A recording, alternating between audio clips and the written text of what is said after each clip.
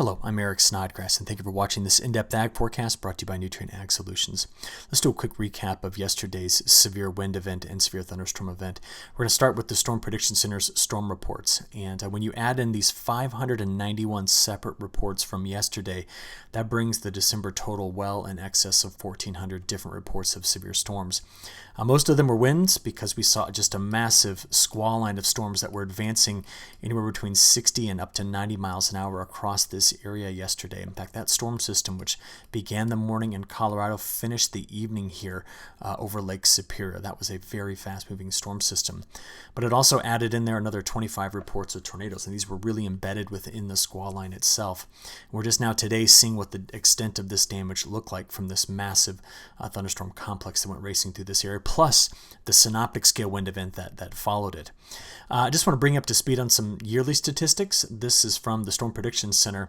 Up to this point, speaking of tornadoes, we were sitting at about 90% of average before these last two events, but we've had, as of late, I believe the total counts up to about 127 tornado reports just in the last week or so, and you add that onto the tail of this line, and you can see we're getting much closer to our climatological average for the end of the year, which, by the way, is around 1,400 reports of tornadoes.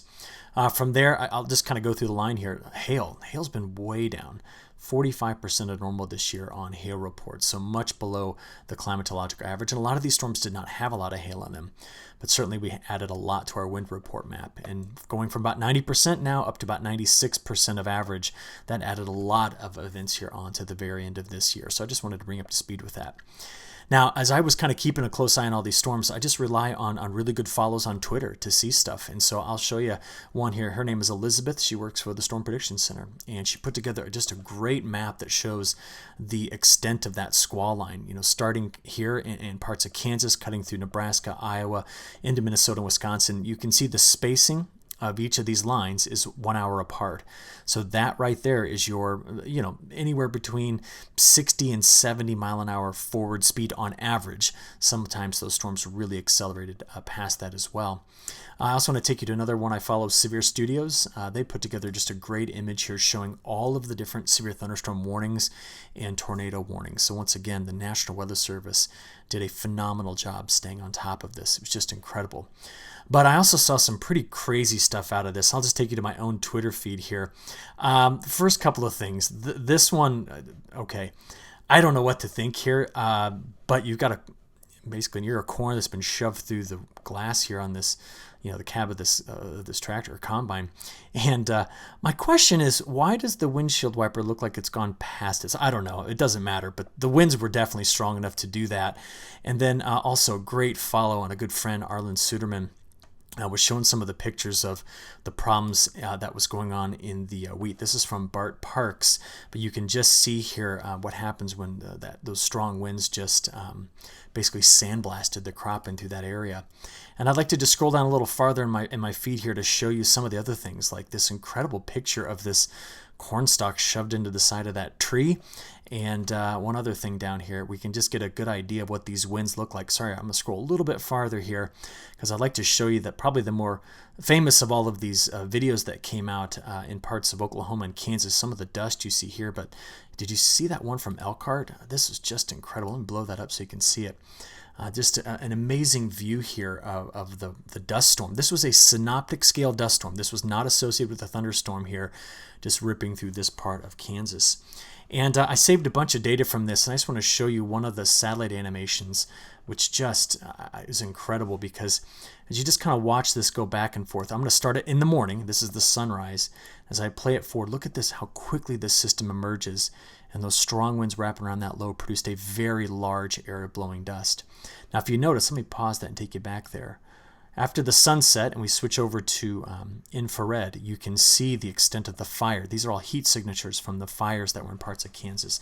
There's the main squall line that was out ahead of it. Just a really impressive event.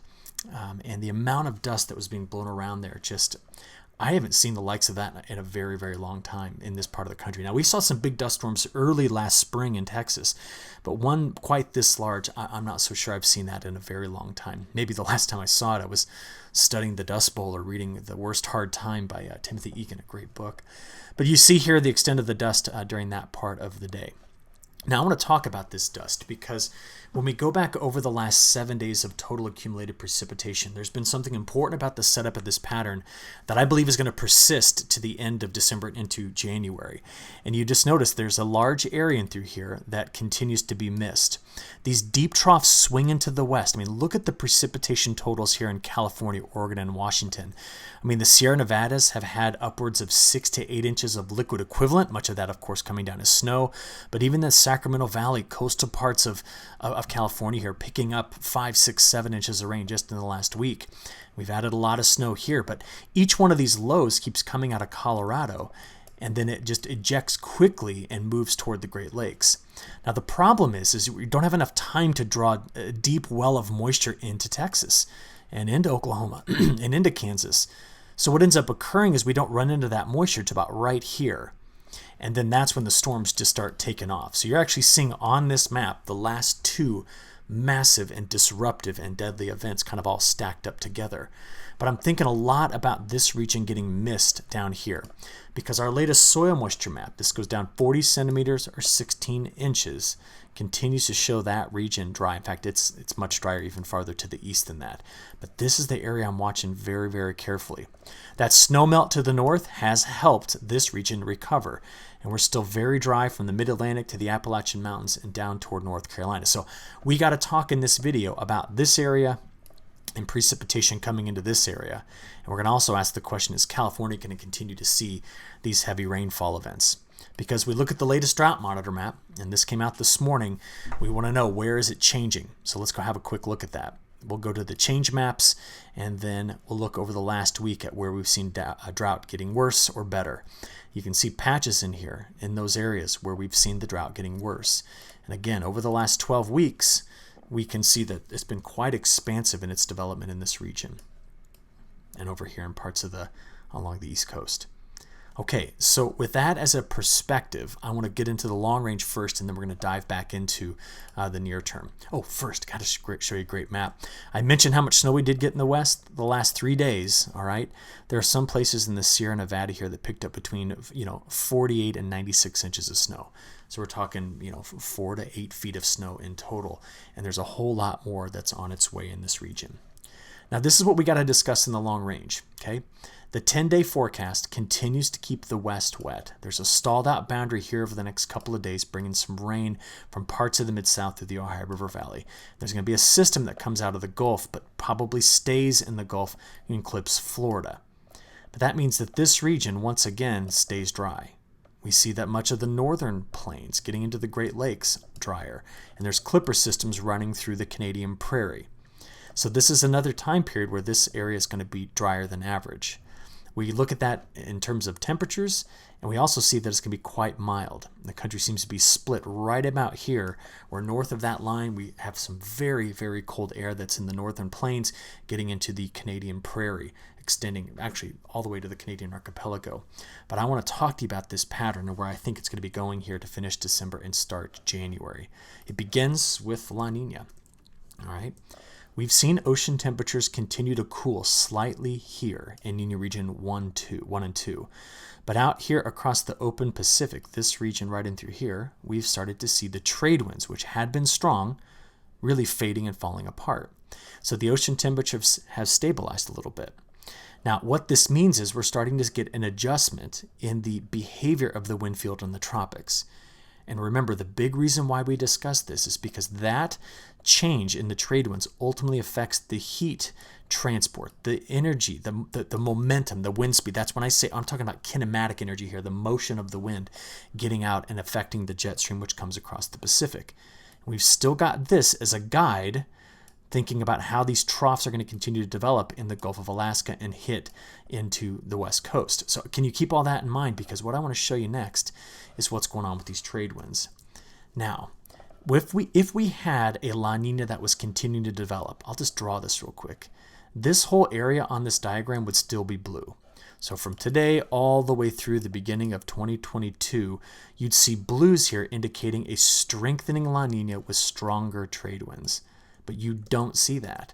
In fact, we are starting to see some anomalously stronger winds out of the west, or have a westerly component to it, working against the trades, which means the trades are fluctuating a lot. And then what we've seen for so many weeks here of having strong winds coming like this out of the Indian Ocean, look at the blues. They're now going like that. Now what this means is I'm going to draw a line right here. And that line is where I've got winds coming like this on this side and like this on that. So that's divergence, spreading out of the wind in the low levels of the atmosphere. I'm down here at the low levels. So what this means is over this region of the Indian Ocean, there's a lot of sinking motion in the atmosphere. And that's going to fake us out to make it look as though there's a bunch of rising motion over phase 7. But it's not. It's really sinking motion over phase 3. Take a look. You see on this diagram, let's shrink that up for us. Over the next 10 to 12 days, see this line right in through here of these warmer colors? This is where we have positive velocity potential. That's air sinking, and it's right in this area. So whenever you look at these MJO diagrams, like, well, the MJO's over in phase 7, it's not because there's rising motion here. It's because there's sinking motion in the Indian Ocean. So we're getting the reflection of it. Now you're saying, why go over all of this? Well, the models seem hung up on it. The new long-range European says keep that going on over there because of the sinking motion here. And I'll be honest, the last couple of weeks, you probably know from my videos, I've been a little perplexed by this. But now I think it's starting to come together. It's really sinking motion over the Indian Ocean. Now, what's the point of all of this? And can anything disrupt it? Well, I'm keeping my eye on a couple of things. We have a typhoon right now that just went over the Philippine Islands. It's not going to recurve. The best forecasts take it just over here towards Southeast Asia. That's one component of this.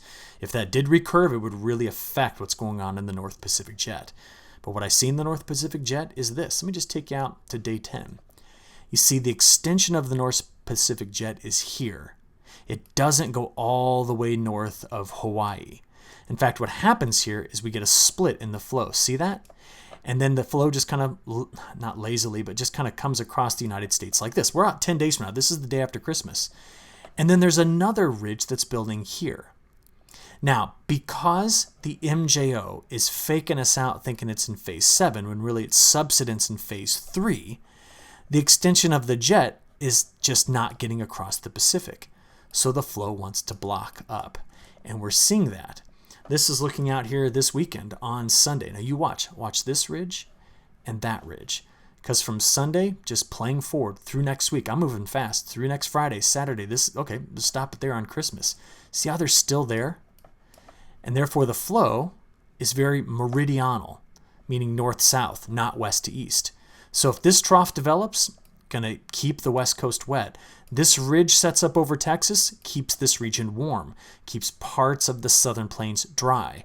The colder air that's here can get let out in the plains and then come into the northeast, but boy does it get blocked up like that into an omega pattern. That's also the negative North Atlantic oscillation. And the models won't let it go. Ready?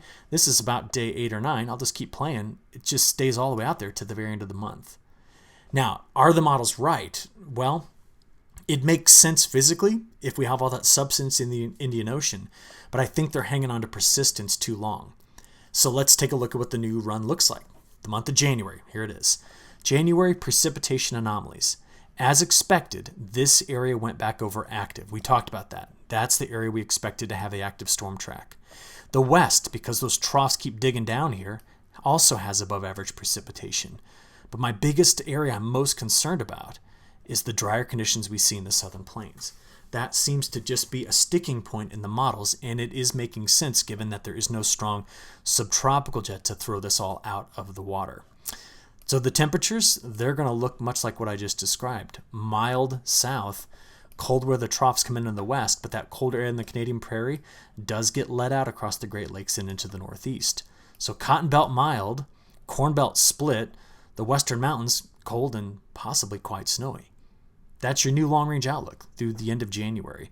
And I can explain the model, I think, fairly well here with what it's doing based upon the things we're seeing transition in the tropics and the blocking pattern setting up north. So, North Pacific, excuse me. So let's go from there to the near term, and we'll get to the second part of this video. That cold front's pretty serious. Take a look at this. This is just this evening. I think I'm recording about 5 o'clock in the evening here on Monday. And you can see that the temperature difference between 5 o'clock yesterday and 5 o'clock today in some places is 30 to 40 degrees colder than what it was. So that front really is zipping through quickly. We've actually got wind chill advisories on the back side of it, and winter weather advisories here in Montana as well, getting into parts of the Intermountain West. We still have some regions that are dealing with those stronger winds as well, but fog already setting up down here along the coast. All right, let's run both the models out and see how things shape up over the next few days. So the system that yesterday morning was in Colorado has already made it by midday today to the Hudson Bay. And that system's going to leave a lingering front. Look at this. I'm just rocking back and forth tonight to tomorrow. That front sits right in through here in both models. And we're going to see that stationary boundary fire up some more showers and thunderstorms in that area. So playing out through the weekend, I'll just rock back and forth. Here's Friday, getting into Saturday. Parts of the MidSouth, all the way into the Ohio River Valley, are expecting to see more precipitation. I'll give you the totals in a second. Once we get through the day on Saturday, the models do want to start to take a low pressure center here up into the northeast. And both models have kind of honed in on the original solution from the European, which is to bring some snow into the northeast. Now that front's going to clear by the end of the weekend, but before I show you that, we do have our next system coming in to the Puget Sound area here, hitting parts of British Columbia and Washington State. So if you keep your eye on both sides of the country, the system that exited here, with high pressure coming in behind it, do get some light snow in this particular corridor. It's in both models. The next system, though, as it comes in to the Pacific Northwest, does fizzle out, but look at what forms behind it. Both models pick up on this, and a much larger and stronger transport of moisture to the south. Now, meanwhile, speaking of the south, I'll just go back to Monday morning. Both models also pick up on the development of some sort of coastal low here and take it over Florida. See that? The Europeans got a bit more rain farther to the north, which means this part of Alabama, Georgia, South Carolina, and Florida could get a bit more precipitation. But even into early next week, the models are still in pretty good alignment overall with that system and the next big one sliding down like this along the coast. And I do see into middle and end of next week a lot of precipitation possibly coming into the west coast in California. I think we're going to see that quite a bit. Okay, one last thing to point out here before we kind of make the switch over. We do see a clipper system next Wednesday, Thursday running through the northern plains, possibly getting here into the Great Lakes. And just for the fun of it, I will take you out to Christmas Eve. Now you notice the models are not in agreement here with what's going on Christmas Eve. And let's just take it out to Christmas Day. So this would be 6 a.m. on Christmas Day. So we're still too far out to trust a model run here, but I'll just keep keeping you posted on this. So let's come back to the week ahead and kind of put together some numbers here. Snowfall. If we play this out through the weekend, first of all, some snow in the interior parts of New England. Okay, light snow across the Canadian Prairie and some light snow showers across the northern interior of the U.S. As we then get into early next week, playing this all the way out, let's get out to 1 week from now. That's when the systems start coming back down into the northwest and into northern California. We see some places here possibly adding up an additional 18 to 24 inches of snow with higher amounts in the Cascades and Northern Rockies, right in through there. Now you did see a little bit of snow down here. That was coming on the backside of the system forming here in the next 48 hours or so, but I'm not banking too much on the snow in this particular area. What does the GFS say? Well, let's bring it back here. I was looking a little farther out. That's the next week's worth of snow from the GFS. So I'd have to say overall, got pretty good agreement in the models here. Okay, now going all the way out here, let's just take it all the way out again, 10 days. This is the probability of getting an inch of snow. So we're just going to see who gets some snow cover in the near term. So we'll just slide this along, play it out through the weekend into early next week. Let's take it all the way out 1 week from now. That's the map showing you the probability of getting 1 inch of snow, and we'll just stretch this out to day 10, which gets us, through the morning of the day after Christmas. And with that air mass following the flow of the jet stream, with more mild air to the south, you can see where we're expecting to get that snow and where we're not. Now from here, let's talk about total precip and add this up. So the first thing I want to talk about is the stalled out front in this area. The potential between 3/4 of an inch and up to 2 inches of rainfall is possible in this area. We are trying to clean up after the devastating tornadoes that went through here. By the way, they did finally release the preliminary results. They classified the tornado that went across Mayfield as an EF4, 190 mile an hour winds, and in addition to that, said it was on the ground for 163.5 miles, which is just incredible. If we keep playing this forward, though, through early next week, let's just take it out 1 week in total. So stalled out front, gathers into the northeast over the weekend. System then comes out here early next week, and now we've returned the moisture to the west. But we come back to the dialogue we had at the beginning. This is the area that stays drier through the next week or so.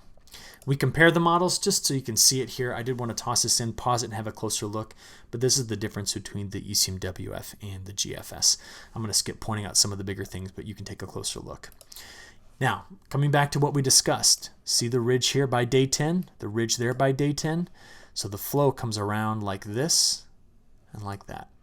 If that cold air were really going to come out of the Canadian Prairie, we need to put a big, deep trough here, and it's just not there, okay? So the net effect is, it seems as though the northern extent of that colder air stays here in the plains, in the northern plains of the United States and the Canadian Prairie, and then at times gets into the northeast. But this flow coming into the west, take a look at what it's going to do to precip. Much above average. The effect of the ridge is trying to keep this region drier. Temperatures real quick to finish this up. This is month-to-date precipitation ranks by climate district. Very, very mild in the southern plains, and you're about to see that not much change coming at all. This is the next 5 days, and we see that initially the warmth is over the southeast. The coldest air makes its nose in here to the to the Red River Valley of the north. But as we go from day 0 to 5 to day 5 through 10, kind of stays there while the ridge backs up and brings that warmth back over toward Texas. And then out there to day 10 through 15, now we start to let it out a little bit farther to the south. That's the colder finish to the month we've been discussing. But until we put a big, deep trough here, getting that air to really just get down here far to the south is going to be a challenge. I need to see a more extended Pacific jet. I also need to see a trough over the Hudson Bay. If we see those things, then that cold air will come out. But through the Canadian Prairie, brutally cold, big snows piling up in the Rockies and then the western ranges of North America. So we'll keep an eye on all of it, and I'll watch it this weekend and give you another report on Monday. By the way, next week is the solstice, so we'll be looking forward to that as well. Talk to you all again very soon, and until then, have a good next couple of days. Thanks.